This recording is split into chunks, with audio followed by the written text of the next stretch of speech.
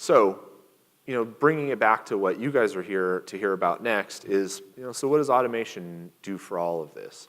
On the enterprise side, it helps manage that complexity, deal with the appliance sprawl, the product sprawl that everyone, when you're talking about, you walk into Target, I don't know how much they've invested in security in total, but I bet you they have security solutions from more than 25 vendors. And if you walked into their data center, you'd probably, I couldn't even begin to guess how many boxes from how many different vendors you'd see stacked up.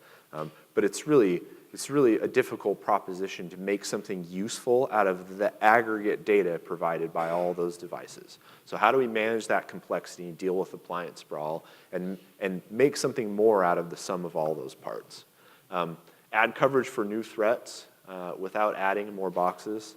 So by coordinating between multiple devices, we might be able to cover things that a single device couldn't cover. Reducing the response time after threat events, and this is a major initiative everywhere. I keep hammering on this because it's the most important thing that a typical enterprise is trying to manage right now.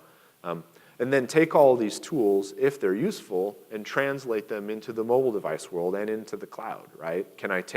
If I build a new security architecture that I'm more or less happy with, what happens when we add mobile devices into the mix? What happens when we move everything into the cloud? Does this infrastructure translate well?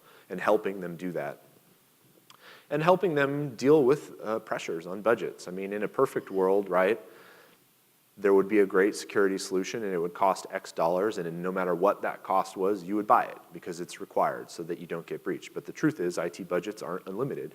And even though security is an important initiative, there's pressure on budgets, operational and capital budgets. So how can you help them do more with less? That's a common theme across IT, but I think generally there might be this feeling that, but in security that's not true. If they really need something, they'll buy it. It's not always the case. So if you can come in and help people make more out of their budgets, you're going to be in a good position. On the provider side, like I said, it's kind of the same thing, except for way bigger. The massive scale of the problem from end to end. The networks grow to satisfy the growth in user population. Everything's huge. How do we secure an environment where we have 10 million or 40 million simultaneous connections?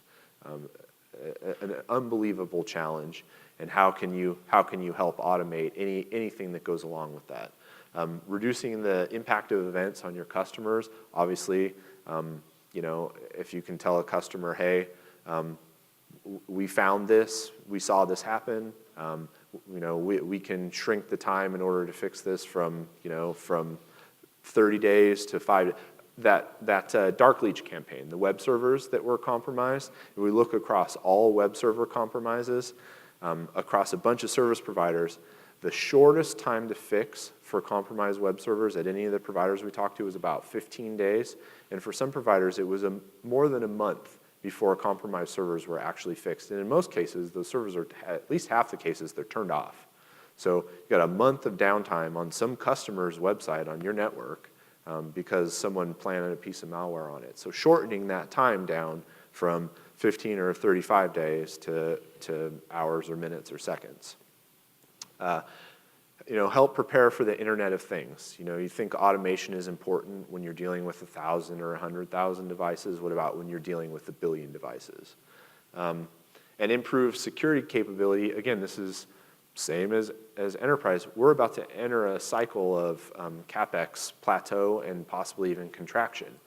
And while security budgets will probably grow during a CapEx plateau overall, there's going to be pressure on them, just like there is for everything else. So offering a value proposition that says, hey, we know CapEx is flat or shrinking.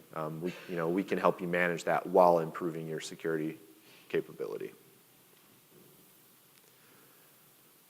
And that's it.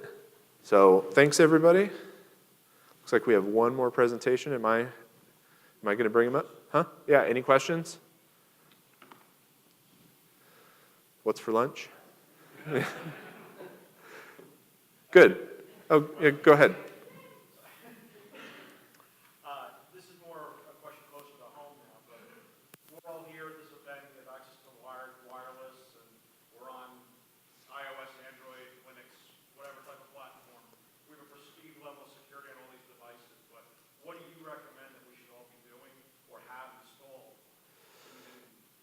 Yeah, there are a bunch of tools for your mobile devices, and I mean, for me, it's about behavior more than anything. Like, use this shared network as little as possible. The Wi-Fi network that you don't even have to authenticate to log into is usually not the best thing to use. Be careful, or while you're connected, be cognizant of what you're doing while you're on a shared Wi-Fi network like this. Investigate the tools that are available for your platform. There are a lot more for Android because it's an open platform. Things like Lookout is a tool. There's free versions of a ton of them that you can find. I'm curious, does your IT organization make any requirements of you for mobile devices? Are you limited from doing anything? Any of our devices have to be registered with the company. That, Put it on AirWatch. so you're on AirWatch? Yeah. So, I mean, what they're doing is the right thing, for sure. But for your own personal use, I just don't connect to in a place like this, I just never connect to the shared network. I'd honestly rather be on the LTE network than shared Wi-Fi. Any other questions? All right.